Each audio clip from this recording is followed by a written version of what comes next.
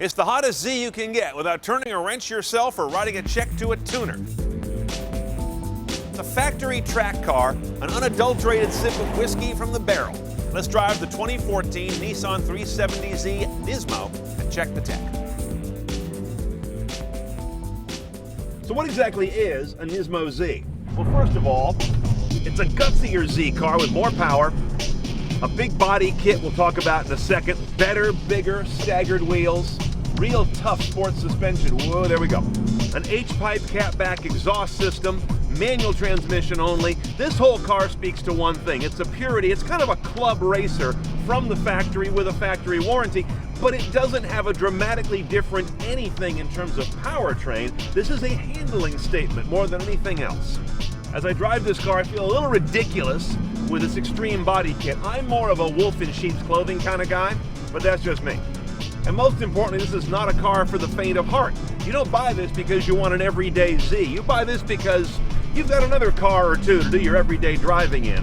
It would be a waste to poke this thing around in stop-and-go traffic for 90% of its life. Okay, let's pull over, take a look at the outside. Now, spot a Nismo Z pretty easily. First of all, very different front bodywork that extends the car a remarkable 6.2 inches, all here in the name of aerodynamics. Kind of an analog to a Porsche 911 slant nose. Out back, unmistakable, that huge, kind of obnoxious wing. And around all four corners, special raised wheels, staggered front to rear. Now, when you get in this Z, first of all, things are tight, intimate, and sporty the way they should be. Kind of a high belt line, so it's a little bit claustrophobic. And sight lines down the back, let's not talk about that. There aren't any.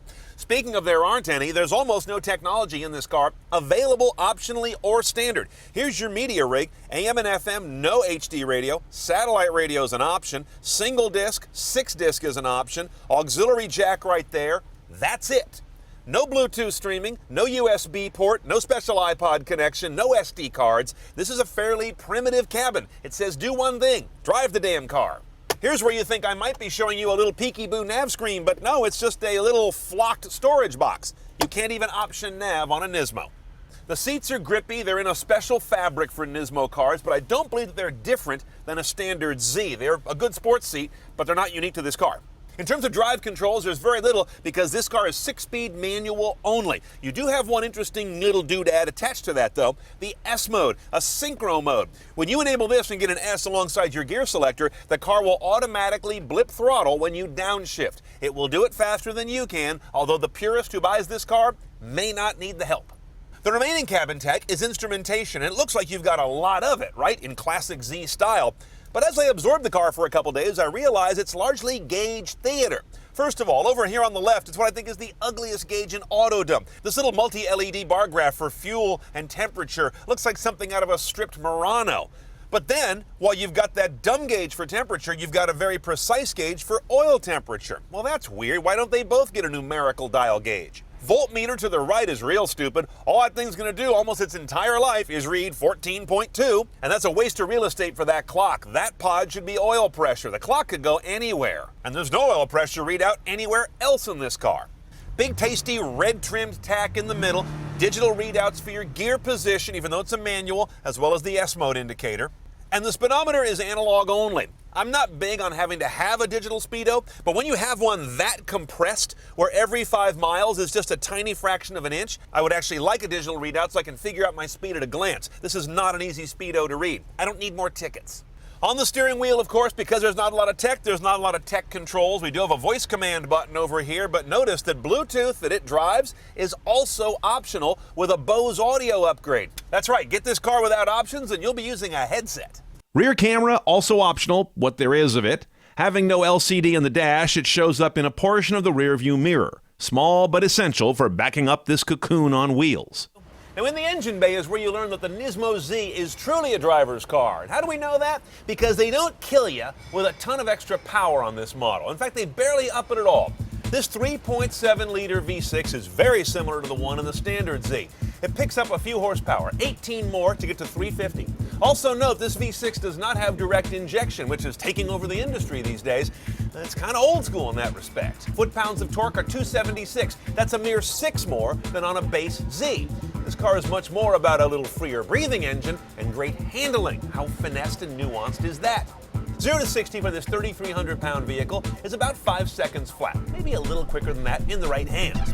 Rear-wheel drive only, there's no all-wheel drive variant. Limited slip differential in the rear is the old-school viscous coupled, not electronically controlled. MPG on this car is 18 city, 26 highway. Not bad, actually, given the fact that this car has a roll that is anything but sipping fuel. In fact, let's go find out what it really is. Everything in this car is raw and direct and hard. The suspension is a wonder of audacity that they actually think people are going to drive this thing on an everyday basis. This is the worst riding car I have ever reviewed for CNET. Over 1,200 cars, and this one is actually unlivable as your daily driver. So make sure you have it as your second or third car. It is so punishing. I wish you could see it. With this wide angle lens, you can't see the amount of rattling that this car punishes you with, but it's amazing. Of course, that's because it's a rigid, stiffly sprung, very flattening track suspension without any adaptive tricks. It's done the old-fashioned way with high spring rates and a lot of beef underneath. The next thing you feel is this very meaty, mechanical, tough-feeling gear shift. It's a very hard gate. You got to push it through the different slots, but it's not hard to find them. You know what's interesting about this car is it's not overwhelmingly powerful. It's linearly powerful, which I love, really evenly powerful. Let's put it through a couple of tight turns here under power. It just rotates beautifully. That's that front mid-engine stuff. They're not kidding. The engine's far enough back on this rear wheel setup that it just pivots right around the middle. That's a great driver's car. Yeah, it just gets around a corner right there. Snap that rear end right where you need it. It's just a fun little car to drive. For that S mode, it works spot on. Matches revs for a downshift as soon as you notch into the lower gear. I don't think I could ever do it faster, but I still feel guilty about using it. Not the most comfortable. Again, the ride is beastly, the cabin's kind of tight. The sight lines are a disaster. Just keep looking forward. It's a hoot, I'll give you that. Point and shoot, baby. Point and shoot. Let's price our Nismo Z. Starts off at about $43,800. Now, to get it CNET style, you got to do a couple things. Add $1,350 for the Bose audio package, which is more than just the extra Bose speakers and amps. It also gets you 6 CD, satellite radio, and that's how you get Bluetooth hands-free, so it's a definite must and a pretty good value. $790 gets you the rear view camera, which, although it's tiny in that mirror and very high dollars per square inch, is a must on a car with non-existent rear sight lines like this. All in, about $46,000. I like this car a lot. It's got a raw, unique, in-your-faceness that doesn't make any apologies, and it's much grittier than an MS or AMG car from Germany. On the other hand, because it's so raw and undistilled, if it's your daily driver, you're gonna feel it.